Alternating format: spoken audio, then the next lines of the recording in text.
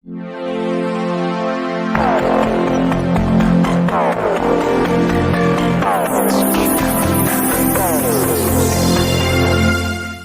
70 वर्ष झाले स्वातंत्र्याला, हमी भाव जाहीर एक करता देता एक. आता मी आव्हाड काकांना बोलत होतो, म्हणलं काका मराठवाड्याच्या भूमीमध्ये पाणी कमी आहे, ऊसाची शेती आम्हाला परवडेल का हो येणाऱ्या पिढीच्या दृष्टीनं. त्यांनी म्हणले दुसरं पिकवणार आहो काय, गॅरंटेड कायदेशीर भाव ऊसाला आहे, सोयाबीनला कुठं आहे.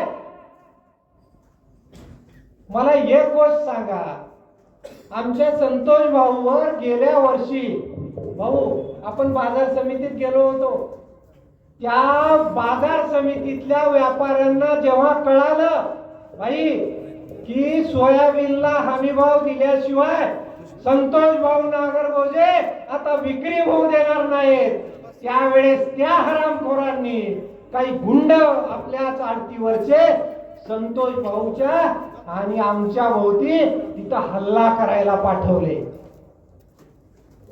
बघा बारकाईनं विचार करा ह्या गोष्टीचा. ज्या वेळेस शेतकऱ्यासाठी हमी भावानच भाव द्या म्हणून एखादा शेतकरी बाजार समितीत जातो, तिथं त्या शेतकरी नेत्यावर हल्ला करण्यासाठीही यांची फौज तयार असते. काय म्हणाले याला, त्याच्या विरोधात मोठा मोर्चा संतोष भाऊने काढला. तिथं मी एक ऑडिओ क्लिप ऐकवली धीरज देशमुखची भाषणामध्ये. त्यामध्ये धीरज देशमुख सांगतात की महाराष्ट्राला लाभ वाटेल असा भाव आम्ही या बाजार समिती शेतकऱ्यांना देऊ, आणि ही बाजार समिती महाराष्ट्रात नाही देशामध्ये पहिल्या नंबरची आणू. अरे तुझ्या बाजार समितीमध्ये हमी भावाने साधा शेतकऱ्याला हायती भाव देत नाही, आणि तुम्ही कसले पाटलन देशमुख नेते झाला रे. माय बापानं निव्वळ पोटात पैदा केलं म्हणून तुम्ही आमदार खासदार होणार असाल, आणि या शेतकऱ्याच्या माना कापणार असाल तर बच्चू कडू काय चुकीचं बोलले.